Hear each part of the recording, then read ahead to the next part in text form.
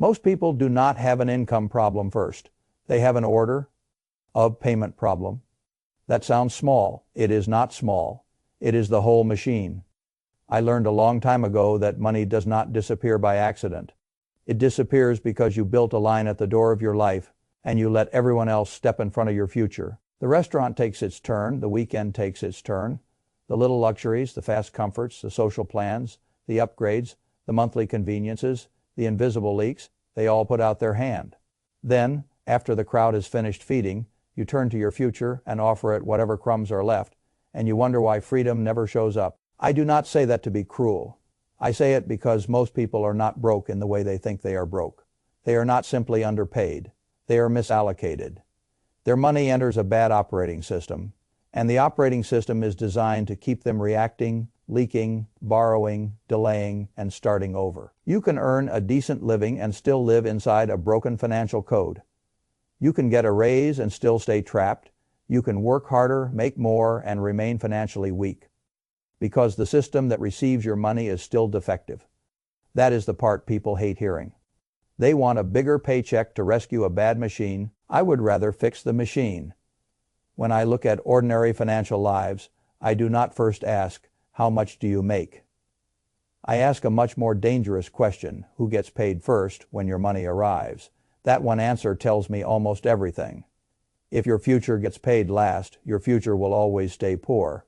If debt gets paid with urgency, but savings gets paid with hesitation, debt becomes your master, and savings becomes your wish. If your lifestyle expands faster than your judgment, your income will rise and your freedom will not. If your cash sits idle too long, inflation quietly taxes your patience. If you do not know your numbers, you are not managing money at all. You are living on mood. If you refuse to learn the rules around taxes, investing, and ownership, you keep handing away slices of your life to systems that understand you better than you understand them. That is why I want to talk to you in a harder way. I want you to stop thinking about personal finance as a collection of tips. I want you to see it as a control system. Every dollar that comes into your life is a worker. It shows up ready for assignment. It can be sent to defend you. It can be sent to multiply for you. It can be sent to reduce future fragility. It can be sent to buy time. It can be sent to build ownership, or it can be sent right back out into the world to make someone else richer while you stay tired. Most people do not have employees. I understand that. But they do have dollars, and dollars are the first employees most people ever mismanage. I have seen people with modest incomes build real strength because their operating system was disciplined. I have seen people with impressive salaries stay anxious for years because every new dollar entered a badly coded system and immediately ran out the side doors.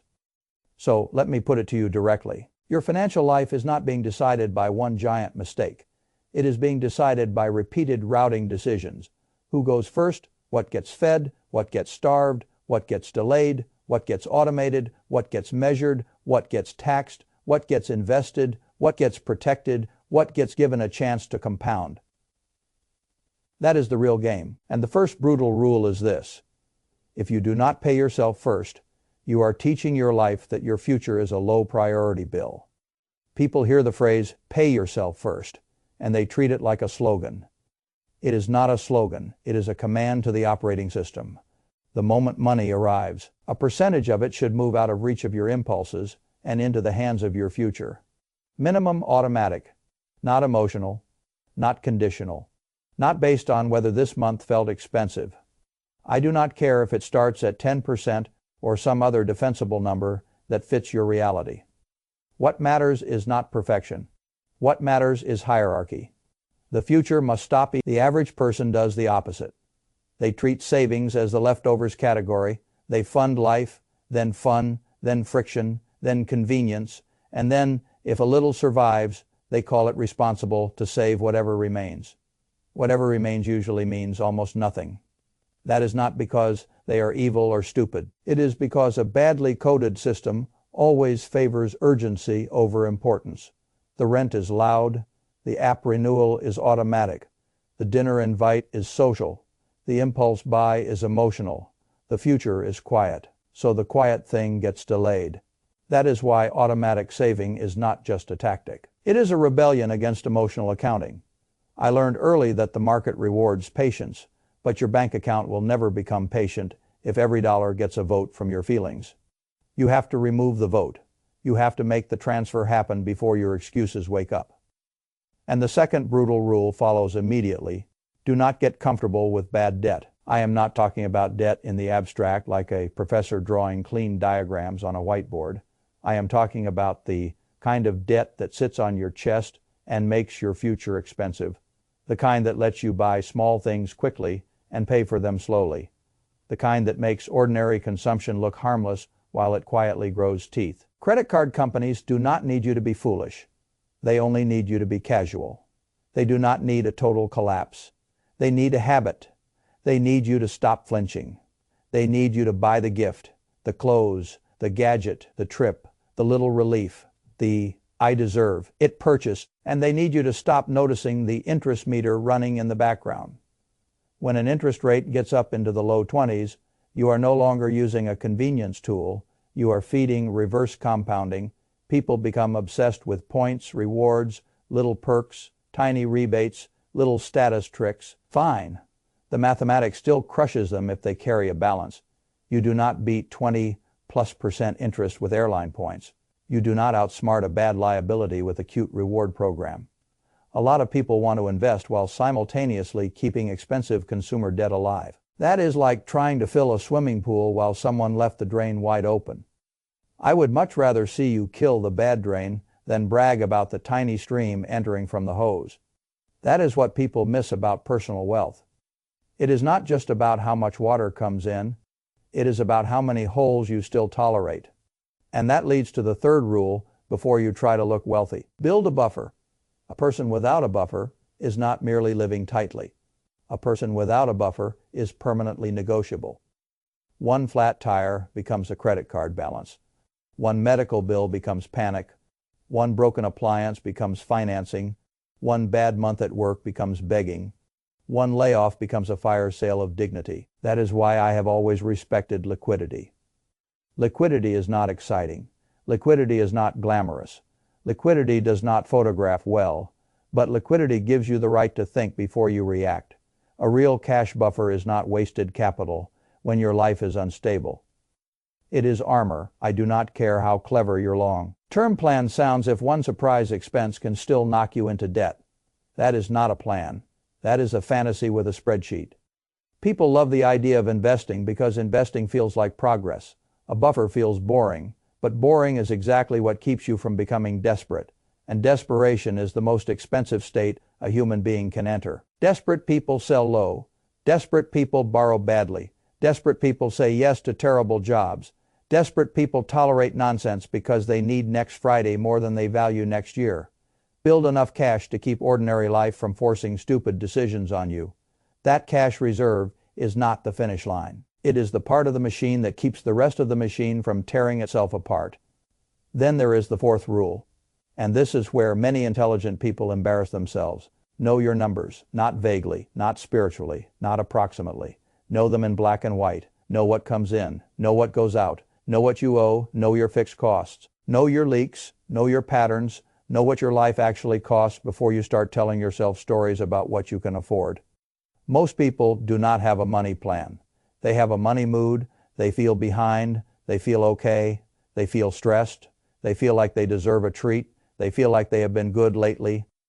They feel like next month will be different. Feelings are not books. If you cannot describe your own financial position with clarity, you are not steering. You are drifting. And drift is dangerous because lifestyle inflation loves drift. As income rises, spending rises with it, often without a formal decision ever being made. The nicer apartment appears, the more expensive car payment appears, the better vacations appear, the upgraded social standard appears, the better phone, the better furniture, the more expensive routines, the more expensive hobbies, the more expensive version of normal people call that progress because they can afford more. I call it social gravity. Social gravity is the force that makes every raise feel pre-spent. It whispers that because you make more, your standard must rise, your meals must improve, your housing must expand, your image must be refreshed, Your environment must announce your progress back to the world. That force is powerful because it does not feel like self-destruction. It feels like you are finally becoming who you are supposed to be.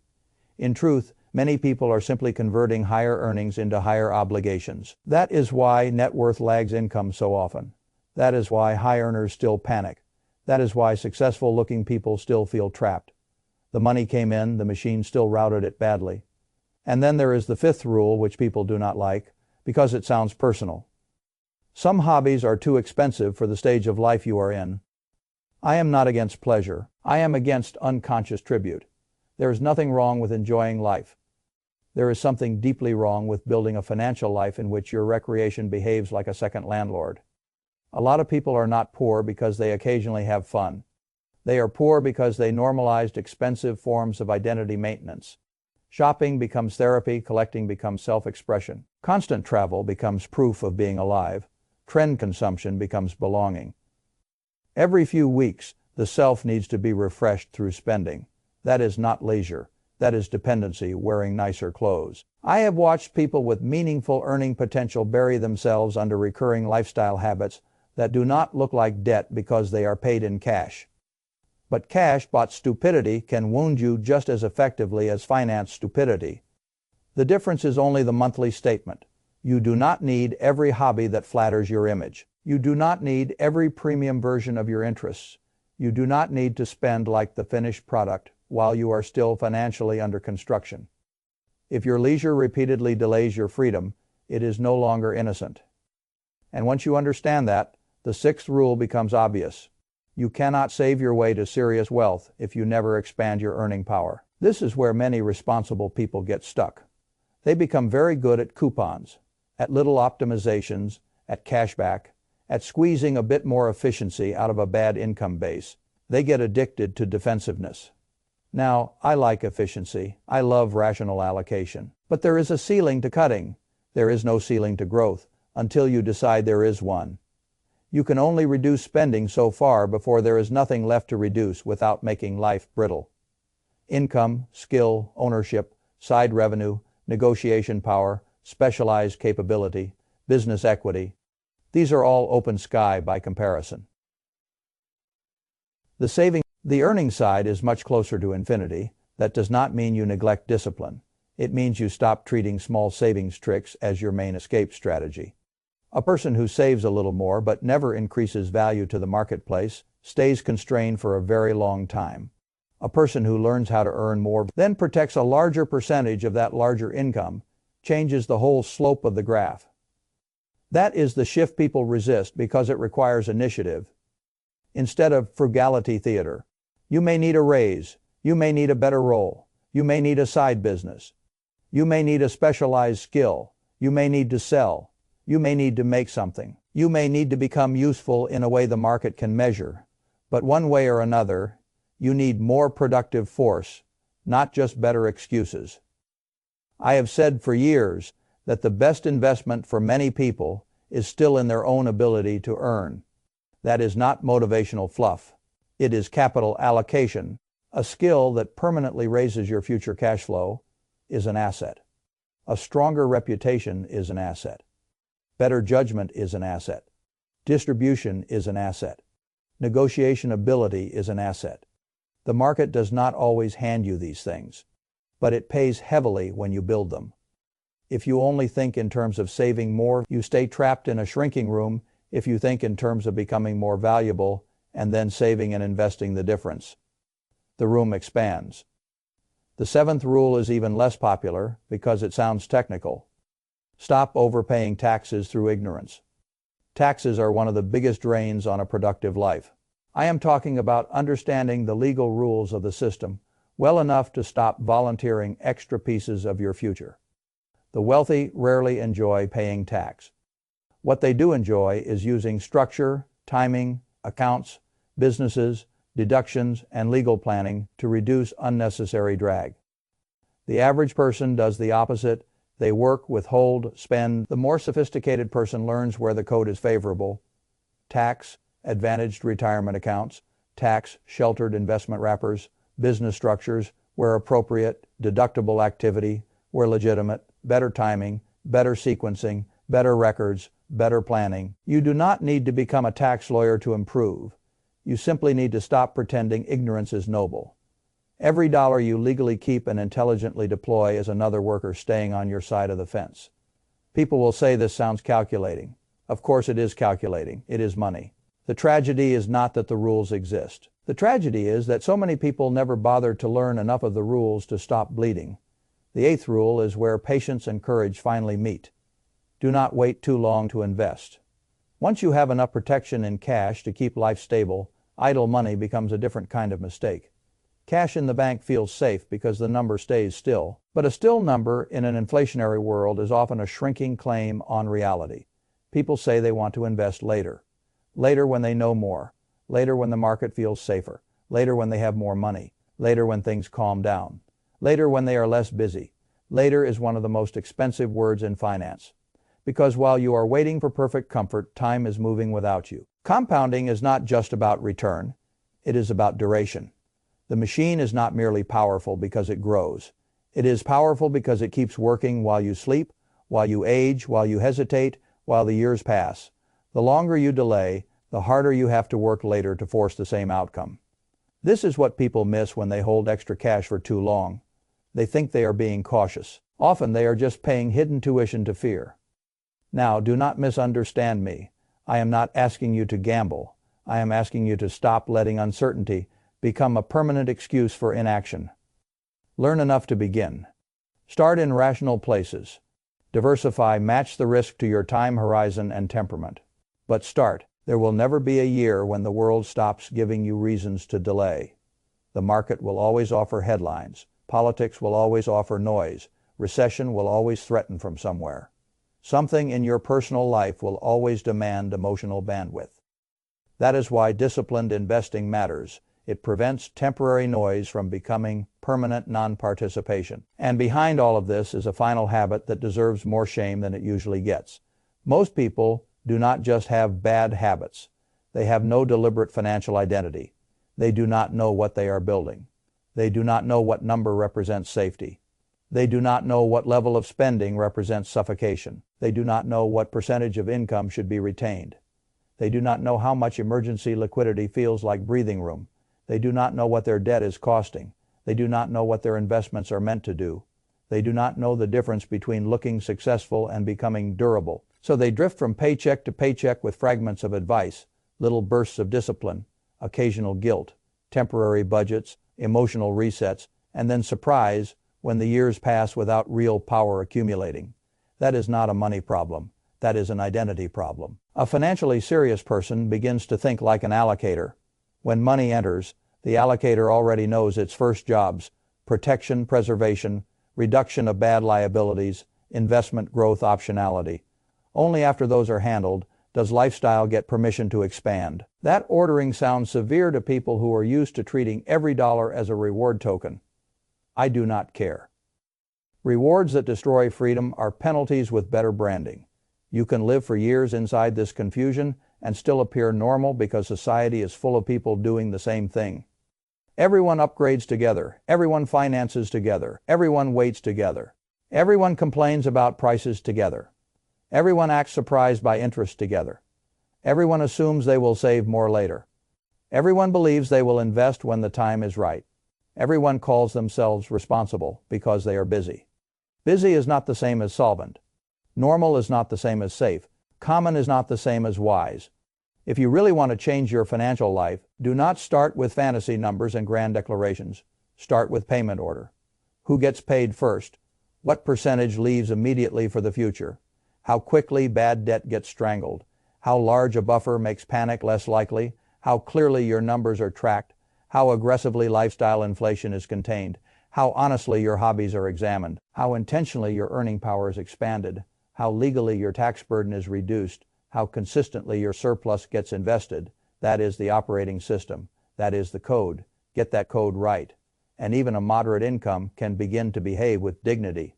Get that code wrong and even strong earnings will keep arriving at the wrong address. I have no patience for the fantasy that one breakthrough will rescue a bad structure. A bonus will not save you. A bull market will not save you. A tax refund will not save you. A lucky trade will not save you. A New Year resolution will not save you. A better system might. The good news is that systems can change faster than identities if you are willing to be honest. You can automate transfers, you can cut cards, you can build the first month of buffer, then the second, then the third. You can track every recurring expense. You can cap the hobbies that keep consuming your future. You can raise your prices, ask for the raise, build the side income, learn the sale, learn the skill. Take the extra shift, build the small business, find the marketable edge. You can open the right account. You can stop storing too much life in cash once your protection layer is built. You can stop calling confusion normal. But none of that starts until you accept the real diagnosis. Your money has been obeying the wrong commands. That is the whole problem. Not fate, not bad luck, not some secret that only the rich know. Wrong commands repeated long enough become your financial identity. Right commands repeated long enough become your freedom. So here is the test I would leave you with. The next time money enters your life, pause before the world grabs it, before the landlord, before the subscriptions, before the shopping cart, before the social calendar, before the minimum payment, before the new toy, before the expensive hobby, before the old impulse announces itself as a need. Ask one question: who is in charge of this dollar now? If the answer is still your habits, then your habits own you. If the answer is your future, then your future has finally started collecting rent from the present. That is when the machine changes. That is when one paycheck stops being a rescue package for old mistakes and starts becoming a team of workers building something permanent. And that is the door. Not a glamorous door, not a dramatic door, a much more important one. The door between being paid and becoming powerful. Most people walk past that door for 20 years because the wrong things always feel more urgent. You do not need another year of urgency. You need a different order. You need a better code. And the next paycheck will tell me whether you mean it.